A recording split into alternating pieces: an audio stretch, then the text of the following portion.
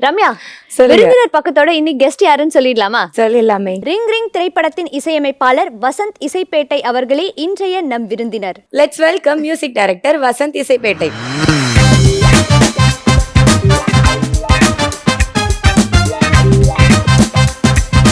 வணக்கம் சார். வணக்கம். எப்படி இருக்கீங்க? நல்லா இருக்கேன் சார். ரிங் ரிங் படம் வந்து கூடிய விரைவில் ரிலீஸ் ஆக போகுது. எந்த அளவுக்கு ஹாப்பியா இருக்கீங்க? ஆக்சுவலாக ரொம்ப ஹாப்பியாக இருக்குது. ஏன்னா ரொம்ப நாளாக தமிழில் வந்து நான் ட்ரை பண்ணிகிட்டு இருக்கேன். ஸோ இந்த ஃபிலிம் வந்து இப்போது சமீபத்தில் ரிலீஸ் ஆக போகுது. ஸோ அதை நினைக்கும் போது ரொம்ப ஹாப்பியாக இருக்குது. அதுவும் இல்லாமல் ஸ்கோர்லாம் ரொம்ப நல்லா வந்திருக்கு ப்ராஜெக்டில்.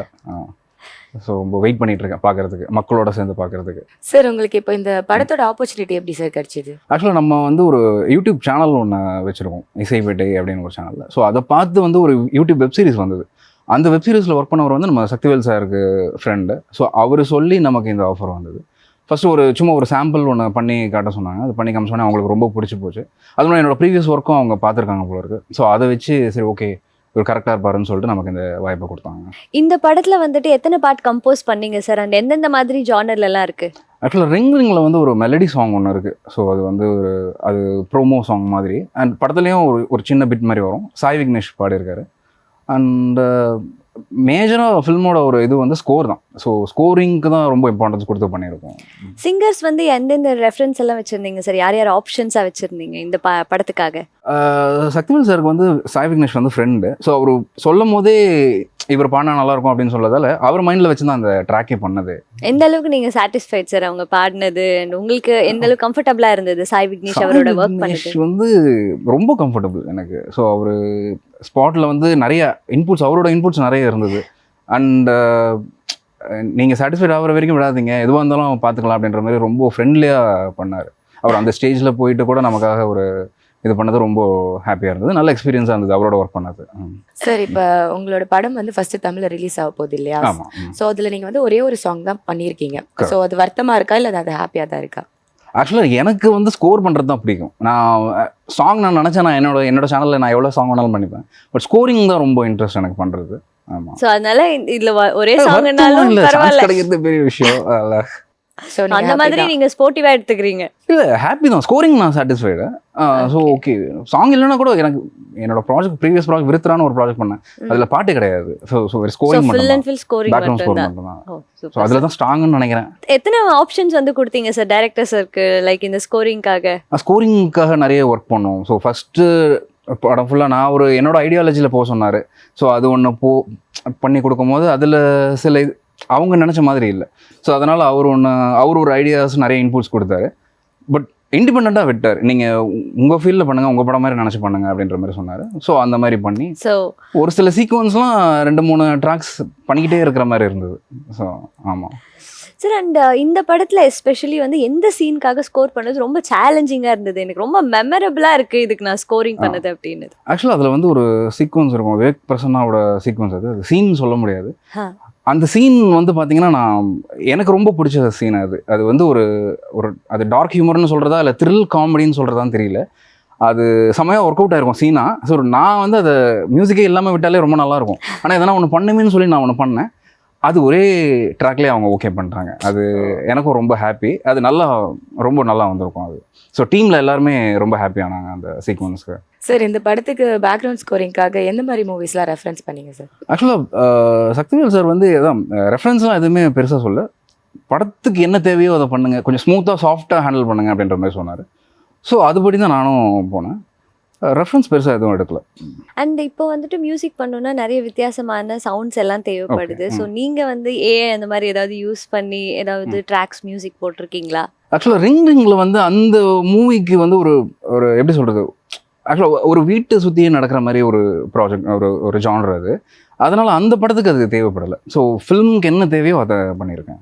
சரி, இப்போ நீங்கள் தெலுங்குல பண்ணியிருக்கீங்க இல்லையா? ஸோ நீங்கள் வந்து அது லாங்குவேஜ் தெரியாது. அப்போ நீங்கள் மியூசிக்கும் பண்ணிவிட்டு சிங்கர்ஸ் கிட்ட ஒர்க் வாங்குறது எவ்வளோ சேலஞ்சிங்காக இருந்தது? ஆக்சுவலாக அதுக்கு அங்கே ஒரு ஆள் கொடுத்துட்டாங்க, ஒரு தமிழ் தெலுங்கு தெரிஞ்ச மாதிரி ஒரு பர்சன் கொடுத்தாங்க. பட் எனக்கு தெலுங்கு ஓரளவுக்கு அர்த்தமாகும், அது புரியும். பட் கொஞ்சம் பேசுறதுக்கு தான் கொஞ்சம் சிரமமாக இருக்கும். அவங்க பேசுகிற போது எனக்கு கரெக்டாக இருந்தது. அதே சமயம் அங்கே இருக்கிற டெக்னீஷியன்ஸ்க்கு வந்து தமிழ் கொஞ்சம் புரிஞ்சுது. ஸோ அதனால் ப்ராப்ளம் இருக்குது. సపోజ్ వాళ్ళకి లిరిక్స్ అంతా తెలియదంటే ఎలా సార్ మీరు చేస్తారు? இந்த மாதிரிலாம் பேசல. ஆனால் புரியுது, எனக்கு புரியுது. சரி, என்ன புரிஞ்சதுன்னு சொல்லுங்க. அவங்களுக்கு லிரிக்ஸ் எதுவும் நான் பேசுறது தெரியலன்னா என்ன பண்ணுவீங்க அது மாதிரி ஆமா. கேட்டீங்களா? அண்ட் சார் வேற லாங்குவேஜ்ல வந்து மியூசிக் பண்றீங்கல்ல, சப்போஸ் இந்த லிரிக்ஸ்ல அப்படி எல்லாம் நமக்கு புரியாத விஷயங்கள், ஏன்னா மியூசிக் அப்படின்னும் போது இந்த லிரிக்ஸோட அர்த்தம் எல்லாம் நமக்கு ரொம்ப இம்பார்ட்டண்டா தேவைப்படும். கண்டிப்பா உங்களுக்கு கரெக்ட். புரியல அப்படின்னும் போது யார் சார் உங்களுக்கு ஹெல்ப் பண்ணுவாங்க? ஆக்சுவலாக அதை டைரக்ஷன் டீம்ல இருந்து சில பேர் வந்து நமக்காக அதை சொல்லுவாங்க. நான் அதோட தமிழ் அர்த்தங்களையும் நான் தெரிஞ்சுக்குவேன் ஃபர்ஸ்ட்டு. தெரிஞ்சுக்கிட்டு அதுக்கப்புறம் அதுக்கேற்ற மாதிரி நம்ம பண்ணுவோம் ஃபர்ஸ்ட். பட் அந்த ப்ராஜெக்ட்ல பொறுத்த வரைக்கும் எல்லாமே ஃபர்ஸ்ட் டியூன் பண்ணிட்டோம். டியூன் பண்ணிட்டு தான் அதுக்கப்புறம் அவங்க லிரிக் போனாங்க. அண்ட் அந்த ப்ராஜெக்ட்ல வந்து அது 5 லாங்குவேஜ்லையும் டப் பண்ணுறாங்க. அதில் தமிழில் நான் ஒரு சாங் லிரிக்ஸ் எழுதியிருக்கேன். அந்த ப்ராஜெக்ட்ல வந்து எத்தனை சாங் சார் டோட்டலா? மோட்டிவ் ஃபார் மர்டரில் வந்து 3 சாங் இருக்கு. ஒரு சாங் வந்து ப்ரோமோ சாங். ஓகே. அதுல ஏதாவது ரொமான்டிக் சாங்ஸ் அந்த மாதிரி லவ் சாங்ஸ்? அது ஃபுல் அண்ட் ஃபுல் ஒரு சைக்கோ பாத் ஓரியன்ட் மூவி. ஸோ அந்த கண்டென்ட்க்கு தான் இம்பார்ட்டன்ஸ் கொடுத்து போயிருப்பாங்க. ஸோ தேவையில்லாத காமெடியோ தேவையில்லாத ரொமான்டிக்ஸும் இருக்காது.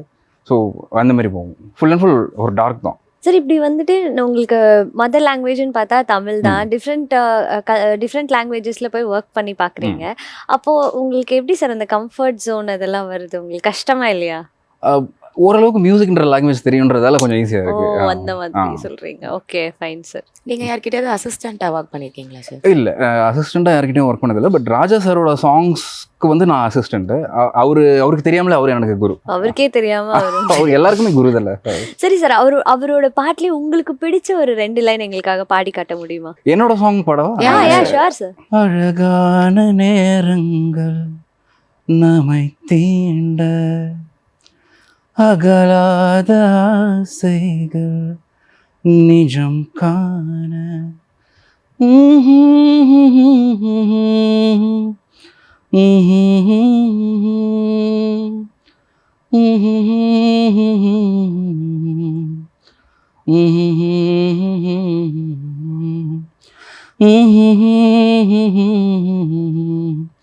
நினைவலையன நீந்த கண்டேன். ஓகேவா?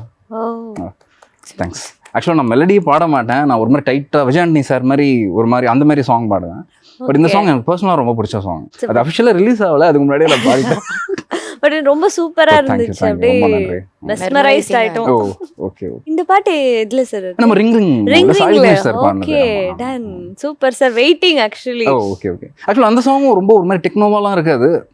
ரொம்ப ஒரு மாதிரி ஸ்மூத்தாக சாஃப்டாக இருக்கும். தேவையில்லாத இன்ஸ்ட்ருமெண்ட்ஸ் எதுவும் இருக்காது. அண்ட் சார், இப்போ இருக்கிற ஒரு லேட்டஸ்டான ட்ரெண்ட் அப்படின்னு பார்த்தா எல்லா மியூசிக் டைரக்டரும் அவங்க பண்ற ஒரு அந்த ப்ராஜெக்ட்ல அவங்க வாய்ஸ்ல ஒரு பாட்டு வந்து பாடிடுவாங்க. ஸோ நீங்க எப்போ சார் அந்த மாதிரி அந்த ட்ரெண்டுக்கு ஆப்ட் ஆக போறீங்க? அதான் நிறைய ப்ராஜெக்ட் பண்ணணும். ஸோ பண்ணும்போது அவங்க ஓகே எல்லாமே இப்போ ரீசெண்டாக பண்ணுற ஆல்பம்ஸ்லாம் நம்ம டம்மி பாடும்போது அந்த ட்ராக்கே ஓகே பண்ணதெல்லாம் இருக்குது. ஸோ மூவிக்கு தெரியல, மூவிக்கு பிஸ்னஸ் இருக்குது, இவர் பாடினாதான் செய்யலாமா அப்படின்ற ஒரு மேட்டர்லாம் இருக்குல்ல. நான் பாடினா அது தெரியல. டேரக்டர் கிட்ட தான், டேரக்டர் விஷயம் தான் அது. அவங்க ஓகே சொன்னீங்கன்னா பாடிடுவோம். இல்லை, அது எனக்கும் பிடிக்கணும். என்னோட வாய்ஸ் அந்த சாங்க்கு பிடிக்குதான்னு நான் பார்க்கணும் ஃபர்ஸ்ட். சார், நீங்க ஏதோ அப்கமிங்ல ஒரு ப்ராஜெக்ட்ல பாடி இருக்கேன் அந்த மாதிரி? ஆக்சுவலி மோட்டிவ் ஃபார் மர்டர்ல வந்து ஒரு சாங் தமிழ்ல வந்து நான் பாடியிருக்கேன். அது தமிழ் லாங்குவேஜ்ல வந்து ஒரு சாங் நான் பாடியிருக்கேன். சூப்பர். அது ஒரு மாதிரி என்னோட ஸ்டைலுக்கு ஏற்ற சாங் அது. 3 ஸ்டேட்லயும் வந்து டிஃப்ரெண்ட் லாங்குவேஜஸ்க்காக ஒர்க் பண்றீங்க. எந்த ஸ்டேட்ல ஒர்க் பண்றது உங்களுக்கு ரொம்ப கம்ஃபர்டபுளா இருக்கு? உங்க ஒர்க் தமிழா, தெலுங்குவா, கன்னடாவா? எனக்கு தமிழ் தெலுங்கு ரொம்ப கம்ஃபர்டபுள். எனக்கு தெலுங்கு வந்து நம்ம லாங்குவேஜ் மாதிரி தான் இருக்கு. எனக்கு ரொம்ப பிடிச்ச லாங்குவேஜ். ஏன்னா நான் ஒரு 14 வருஷத்துக்கு முன்னாடி வந்து ஒரு தெலுங்கு டப்பிங் ஸ்டுடியோவில் தான் ஒர்க் பண்ணியிருந்தேன். அந்த கார்ட்டூன்ஸ்லாம் டப் பண்ண, அதனால எனக்கு தெலுங்கு ஓரளவுக்கு ரொம்ப க்ளோஸான ஒரு லாங்குவேஜ் தான் அது. அதனால எனக்கு ரொம்ப கம்ஃபர்டபுளாக இருந்தது அங்கே. ஆமாம். உங்களுக்கு மியூசிக் டைரக்டர் ஆகணுன்ற ஆசை, இந்த ஜேர்னி எங்கேருந்து ஸ்டார்ட் ஆச்சு சார்? ஆக்சுவலாக நான் 6th படிக்கும்போது முகவரி படம் பார்க்கும்போது அந்த ஆசை வந்தது. நான் வந்து பயங்கரமான தலை ஃபேன். ஆக்சுவலாக ஏன்னா அது வரைக்கும் எனக்கு அந்த மியூசிக் டைரக்ஷன்னா என்ன, மியூசிக் கம்போசிங்னா என்ன, மியூசிக் ப்ரொடியூசர்னா என்ன அப்படின்னு தெரியாது. அந்த படம் பார்க்கும்போது அந்த விஷயத்தை பற்றி இதில் சொல்லியிருப்பாங்க. ஓ, இதுதான் மியூசிக்கா அப்படின்ற மாதிரி நிறைய சீக்வன்ஸ்லாம் இருக்கும் அந்த படத்தில். ஸோ அதை பார்க்கும்போது சரி ஓகே நம்ம ஏன் இது ஆகக்கூடாது அப்படின்ற மாதிரி ஒரு ஆசை வந்தது. ட்ரை பண்ணேன். அது மட்டும் இல்லாமல் நான் பிறக்கும் போது எங்கள் அம்மா வந்து என்ன டிசைட் பண்ணிட்டு இருப்பாங்கன்னா, இவன் சிங்கர் ஆகணும்னு டிசைட் பண்ணிட்டாங்க போது. ஏன்னா அவங்க ஓரளவுக்கு பாடுவாங்க. அதனால அந்த ஒரு இதுவும் இருந்தது. அம்மானாலேயா என்னன்னு தெரியல, அந்த ஒரு இதுவும் இருந்தது. நீங்க பாட்டெல்லாம் கத்துக்கிட்டீங்களா? கிளாஸ் எல்லாம் போய்? நான் அடையார் மியூசிக் காலேஜில் வந்து வோக்கல் டிபார்ட்மெண்ட் தான் படித்தேன். வெஸ்டர்னும் படிச்சிருக்கேன், அப்புறம் ஆடியோ இன்ஜினியரிங்கும் படிச்சிருக்கேன். சூப்பர். அதுக்கப்புறம் அதை அப்படியே ட்ரை பண்ணி சின்னதாக ஆரம்பிச்சு அப்படியே ஒரு ஆடியோ இன்ஜினியரிங் படிச்சு, அதுக்கப்புறம் ஆடியோ இன்ஜினியரிங் ஓரியன்டாவே சவுண்ட்ஸ் ஜாப்லாம் பண்ணி. நீங்க படிச்சதே வந்து மியூசிக் பத்தி தான் படிச்சிருக்கிறது? ஆமா. Okay, done. Fine, super sir. Then அதுக்கப்புறம் உங்களோட அந்த யூடியூப் சேனல் இசைப்பேட்டை, அது எப்படி சார் ஸ்டார்ட் பண்ணீங்க? அது ஸ்டார்ட் பண்றதுக்கு யார் உங்களுக்கு மோட்டிவேஷனா இருந்தது? Supportive team? அது ஒரு பெரிய கதை. அது ஒரு சேனலில் ஒர்க் பண்ணிட்டு இருந்தேன் நான். ஸோ அங்கே வந்து பார்த்தீங்கன்னா ஒரு பொலிட்டிஷியன்ஸை வச்சு ஒரு ரேப் எதனா ஒன்று பண்ணலாம், ஸோ அவங்கள வச்சு ஃபன்னாக எதனா ஒன்று க்ரியேட் பண்ணுங்க அப்படின்ற மாதிரி சொல்லியிருந்தாங்க. அதை வந்து நான் க்ரியேட் பண்ணேன் ஒன்று. அதை க்ரியேட் பண்ணி அங்கே கொடுக்கும்போது அவங்க வந்து அதை ரிஜெக்ட் பண்ணிட்டாங்க. இந்த மாதிரி வேண்டாம், ஸோ வேறு மாதிரி ட்ரை பண்ணலாம் அப்படின்னு சொல்லும்போது நான் எப்படி க்ரியேட் பண்ணியிருந்தேன்னா, பொலிட்டிஷியன்ஸ்லாம் வந்து ஃபன்னாக பாடியிருப்பாங்கல்ல, அதுக்கு ஒரு பேக்கில் பீட் பண்ணா எப்படி இருக்குன்ற மாதிரி நான் பண்ணியிருந்தேன். அதை அவங்க ரிஜெக்ட் பண்ணிட்டாங்க. அப்புறம் அவங்களுக்கு வேறு ஒன்று பண்ணி கொடுத்தேன், அதுவும் ஓரளவுக்கு ஹிட் ஆச்சுன்னு நினைக்கிறேன். சரி, இது பண்ணது வேஸ்ட்டாக இருக்கே அப்படின்னு சொல்லிட்டு தான் நான் வந்து நம்ம ஒரு இசைப்பேட்டைன்னு ஒரு சேனல் ஆரம்பித்து ஃபஸ்ட்டு கவுண்டமணி சாருக்கு ஒரு வாக்ஸ் பண்ணேன். அந்த வாக்ஸ் பண்ணதுக்கப்புறம் அது ஓரளவுக்கு வியூஸ் போல. அதுக்கப்புறம் வடிவேல் சாருக்கு பண்ணேன், வகை புயலுக்கு. அது நான் எக்ஸ்பெக்ட் பண்ணவே இல்லை. அது வேற லெவல் ரீச். அதுக்கப்புறம் தான் இங்கே சரி இது நம்ம பண்ணது வேஸ்ட்டாக இருக்கே, இதை நம்ம ரிலீஸ் பண்ணுவோம், கண்டிப்பாக பீப்புளுக்கு பிடிக்கும்னு. அது இன்னும் பிளாஸ்டர். ஒரு டைம்ல வந்து உங்களை நல்ல ஃபேமஸ் ஆக்கி விட்டதே வந்து அந்த யூடியூப் சேனல் தான். எல்லாருக்குமே உங்களை பத்தி தெரிஞ்சு உங்களுக்கு மூவி ஆப்பர்ச்சுனிட்டிஸ் எல்லாம் வர்றதுக்கு ஒரு ஸ்டெப்பா இருந்தது அந்த யூடியூப் சேனல் தான். இப்போ நீங்க மியூசிக்ல படத்துக்கெல்லாம் மியூசிக் போடுறதுல பிஸி ஆயிட்டீங்க, வீடியோவே வர மாட்டேங்குது. ஏன் சார்? ஆக்சுவலி என்னன்னா எனக்கு இப்போ நிறைய பேர் பண்ணிட்டு இருக்காங்க. இப்போ கிட்ஸ் எல்லாம் பண்ண ஆரம்பிச்சிட்டாங்க. அது ரொம்ப நல்லாவே பண்றாங்க. சரி, அவங்க ரொம்ப நல்லா பண்ணும்போது நம்ம எதுக்கு அதை திருப்பி வேற மாதிரி பண்ணி, அதனால அது அவங்க எல்லாம் பண்றாங்க, நீங்க பண்ண நிறைய பேர் நல்லா பண்றாங்க. ஆக்சுவலா நம்மளை விடவே ரொம்ப சூப்பரா வருது அவுட்ஸ்லாம். அந்த வாக் சில பேர் வாக்ஸின் பேர் வச்சு பண்றாங்க, சில பேர் அது வேற மாதிரி வச்சு பண்றாங்க. ரொம்ப நல்லா. அண்ட் ஃபியூச்சர்ல உங்களுக்கு ஒரு ட்ரீம் இருக்கு, நான் இந்த மாதிரி ஒரு ப்ராஜெக்ட்ல ஒர்க் பண்ணும் அப்படின்னா எந்த மாதிரி ஜானர்ல எந்த மாதிரியான ப்ராஜெக்ட்ல ஒர்க் பண்ணணும்னு நினைக்கிறீங்க சார்? எனக்கு அதான் ஆக்சுவலாக எனக்கு நான் இது வரைக்கும் பண்ணது எல்லாமே ஒரு மாதிரி டார்க்காக ஒரு மாதிரி சைக்கோ ஓரியன்டாகவே வருது. எனக்கு ஃபுல் அண்ட் ஃபுல் காமெடியாக எனக்கு காமெடி ரொம்ப கம்ஃபர்டபுள். ஸோ அது வந்து இன்னும் நல்லா இருக்கும். ஆக்சுவலாக ரிங்லேயே நான் காமெடி ட்ரை பண்ணியிருக்கேன். ஆனால் அது ஒரு மாதிரி டார்க் ஹியூமராக போகும், ஒரு மாதிரி த்ரில் ஓரியன்டாக காமெடியாக போகும். Full and full Sundar C sir படம் மாதிரி அந்த மாதிரி ஒரு காமெடி பண்ணணும்னு ஆசை.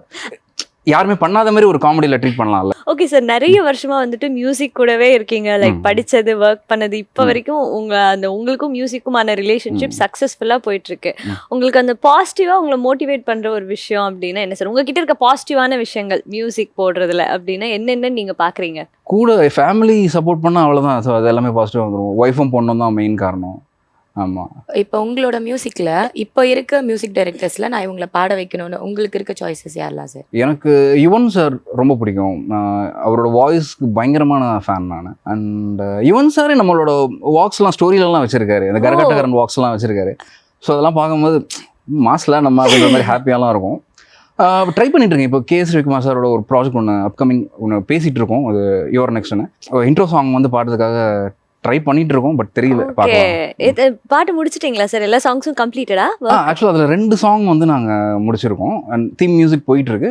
அண்ட் அவங்களுக்கும் அந்த ப்ரொடக்ஷன் வேலை அப்படியே போயிட்டு இருக்குன்னு நினைக்கிறேன். Oh super sir. So KS Ravikumar sir அந்த பாட்டு கேட்டாரா? என்ன சொன்னாரு? ஃபீட்பேக் பூஜைக்கு வந்திருந்தாரு. அண்ட் சாங்ஸ் கேட்டாரான்னு தெரியல. பட் டைரக்ஷன் டீம்ல எல்லாரும் சாட்டிஸ்ஃபைட். ஓ சூப்பர் சார். சார் இப்போ நீங்கள் சாங் கம்போஸ் பண்ணதுக்கப்புறம் இந்த மாதிரி உங்களுக்கு பிடிச்ச மியூசிக் டைரக்டர் அது கால் பண்ணி நீங்கள் நல்லா பண்ணியிருக்கீங்க அப்படின்னு அப்ரிசியேஷன்ஸ்லாம் வந்திருக்கா? Love to doctor Pradeep sir வந்து நம்மளோட வாக்ஸ் பார்த்துட்டு ரொம்ப நல்லா இருக்கு அப்படின்ற மாதிரி சொல்லியிருந்தாரு, நமக்கு டெக்ஸ்ட் பண்ணியிருந்தாரு. ஷான் ரோல்டன் சார் நம்மளோட இசைப்பேட்டையோட ஃபாலோவர். நம்மளோட காந்திமதி அம்மாவோட வாக்ஸ் பார்த்துட்டு வந்து அக்ஷராசன், சுஹாசினி மேம், ஸோ இவங்களாம் லைக் பண்ணியிருந்தாங்க.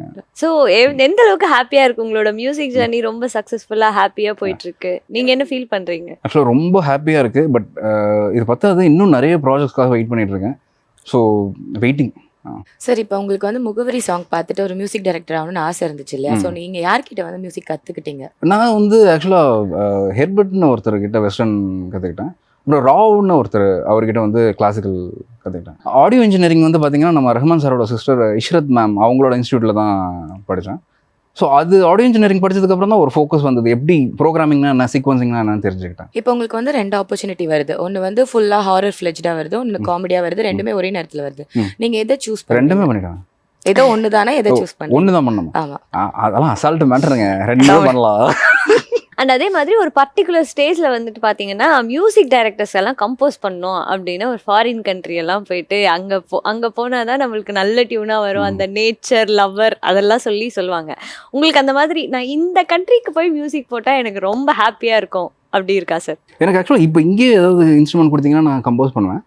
பட் ஓகே, அவங்க கூட்டு போனா அவங்க விஷ் தான் அது. நீங்க அப்படி உங்களுக்கு ஏதாவது கண்ட்ரிக்கு போகணும்னு ஆசையா இருக்கா சார்? இல்ல இப்ப அது ஒரு ட்ரெண்டாவே வச்சிருக்காங்க இல்லையா, சோ வெளிய போய் பண்றது அப்படிலாம் இல்ல, இங்கேயும் நான் பண்ணுவேன்றீங்களா? நான் எனக்கு இங்கே ஸ்டுடியோலயே ஒரு இன்ஸ்ட்ருமெண்ட் கொடுத்தீங்கன்னா தனியா வெட்டா பண்ணிடுவேன். அண்ட் சார் இப்போ வந்து நிறைய மியூசிக் டைரக்டர்ஸ் ஏஐ யூஸ் பண்ணி நிறைய சிங்கர்ஸோட வாய்ஸ் எல்லாம் ரீக்ரியேட் பண்றாங்க. Okay. அப்படி உங்களுக்கு எஸ்பெஷலா இவங்களோட வாய்ஸை வந்து நான் ரீக்ரியேட் பண்ணும் அப்படின்னா யாரு சார் சூஸ் பண்ணுவீங்க? எனக்கு எஸ்பிபி சார் கூட ஒர்க் பண்ணணும்னு ஆசை. அது So, அது ஏஐ மூலமாக தான் நடக்கும் போல இருக்குது, வேறு என்ன பண்ணுறது. பட் அவங்களோட ப்ராப்பர் பெர்மிஷன் கேட்டு பண்ணணும், டைரக்ஷன் டீம் ஒத்துக்கிட்டு பண்ணணும். உங்களுக்கு அவர்கிட்ட ரொம்ப பிடிச்ச ஒரு விஷயம்னா என்ன சார்? எஸ்பிபி சார் கிட்ட நீங்க கேள்விப்பட்டது வச்சு. ரொம்ப ஃப்ரெண்ட்லின்னு கேள்விப்பட்டிருக்கேன் நான் அவர். அண்ட் ஹெல்பிங் மைண்டு அந்த மாதிரி நிறைய கேள்விப்பட்டிருக்கேன். ஆக்சுவலாக நான் தமனுக்கும் ரொம்ப பெரிய ஃபேன். ஆக்சுவலி தமன் சார் வந்து எஸ்பிபி சார் பற்றி நிறைய சொல்லிக்கிட்டே இருப்பார். ஸோ ரொம்ப இன்ஸ்பைரிங்காக இருக்கும். ஸோ அண்ட் சார் எனக்கு இப்போ வந்து ஒரு பர்சனலான ஒரு டவுட் சார். அதே சார் மியூசிக் டைரக்டர்ஸ்னாலே எப்பயுமே ரொம்ப சாஃப்டா சாந்தமா இருப்பீங்களா? எந்த கொஸ்டின் கேட்டாலும் 2 அடியில முடிச்சு விட்டுறீங்க. அப்புறம் எப்படி சார்? ஏன் சார் அந்த மாதிரி ஒரு பர்சனாலிட்டி மியூசிக் டைரக்டர்ஸ்க்கு? தெரியலையே, அது ஒரு நேச்சரா, அது என்னன்னு தெரியல. வளவலன்னு பேசலாம், பட் கேட்பீங்களா? இல்ல சார், கேக்குறதுக்கு தான். எங்களுக்கும் கண்டென்ட் வேணும். எந்த கொஸ்டின் கேட்டாலும் நீங்க வந்து 2 அடியில முடிச்சு விட்டுறீங்க. தெரியல, பிடிக்கும், பண்ணுவேன். இப்ப இருக்க மியூசிக் டைரக்டர்ஸ்லாம் வந்து டக்குன்னு பார்த்தா ஆக்டர் ஆயிடுறாங்க, டைரக்டர் ஆயிடுறாங்க. உங்களுக்கு அந்த மாதிரி ஆசைகள் ஏதாவது இருக்கா சார்? இல்லை, எனக்கு ஆக்சுவலாக ஃபஸ்ட்டு மியூசிக் நல்லா பண்ணணும், அது ஒழுங்காக பண்ணணும். அண்ட் ஓகே, இது ஓகே அப்படின்னு தோணுனதுக்கப்புறம் எனக்கு டிரெக்ஷனில் வந்து இன்ட்ரெஸ்ட் இருக்குது. ஆக்சுவலாக எனக்கு அதில் ரொம்ப இன்ட்ரெஸ்ட் இருக்குது. ஏன்னா நான் என்னோட பார்ட்னர் ஒருத்தர் சதீஷ்னு இருக்கார். ஸோ அவரோட சேர்ந்து நிறைய ஸ்கிரிப்ட்லாம் டிஸ்கஸ் பண்ணிகிட்டு இருப்போம். ஸோ அவரெலாம் ரொம்ப ஒரு மாதிரியான மூவிஸ்லாம் பார்க்குறவர்.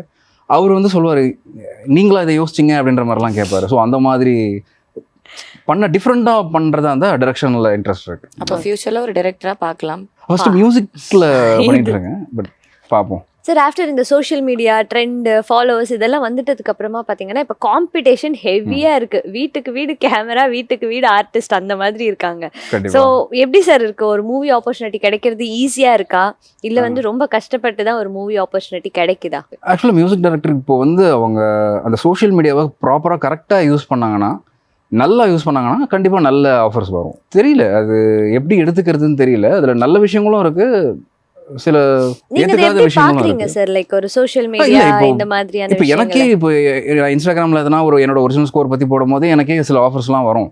பட் அந்த ப்ராடக்ட் நல்லா இருக்கா, நல்லா இருக்கிறத பார்த்து அது வந்ததுன்னா ஓகே தான். ஓகே, பட் கண்டிப்பாக அது அந்த அந்த இன்ஸ்டாகிராமில் பண்ணுறவங்க வந்து நல்லா பண்ணாதான் நல்ல ஆஃபர் வரும். ஃபேமஸாக இருக்காங்கன்றதுக்காக அந்த ஆஃபர் வராது கண்டிப்பாக. சார் இந்த மாதிரி வந்துட்டு இப்போ ஸ்மால் பட்ஜெட் மூவிஸ் அப்படின்னு வரும்போது நம்மளுக்கு மியூசிக்ன்ட்டு ஒரு பர்டிகுலர் பட்ஜெட் தான் கொடுப்பாங்க. பட் உங்களுக்கு நல்ல குவாலிட்டியாக வேணும் அப்படின்னா நீங்கள் ரியலிஸ்டிக்காக அந்த இன்ஸ்ட்ருமெண்ட் வாசிக்கிறவங்களை கூப்பிடணும், அதுக்கு பே பண்ணணும், அந்த இன்ஸ்ட்ருமெண்ட்ஸ் இந்த மாதிரி டூ மச் ஆஃப் எக்ஸ்பென்ஸ் எல்லாம் வந்துட்டு நிறைய இருக்கும். எப்படி சார் அது பேலன்ஸ் பண்ணுறீங்க? ஏதாவது ஃபைனான்ஷியல் ஸ்ட்ரகிள் ஏதாவது வருமா? இல்லை, அது கண்டிப்பாக இருக்கும். ஆக்சுவலாக அது ப்ரொடக்ஷனில் நம்ம கேட்கலாம். ஸோ ஒரு மினிமம் இது பண்ணாங்கன்னா கண்டிப்பாக ஹெல்ப் பண்ணுவாங்க. இப்போ நான் பண்ண ப்ராஜெக்ட்ஸ் எல்லாத்துக்குமே அந்த ப்ராப்ளம் எதுவும் வரல. அந்த மூவிக்கு ஏற்ற அவுட்புட் வந்து நம்ம சாம்பிள்ஸ் வச்சு கூட பண்ண முடியும். பட் லைவ் இருந்தால் இன்னும் நல்லா இருக்கும் தான்.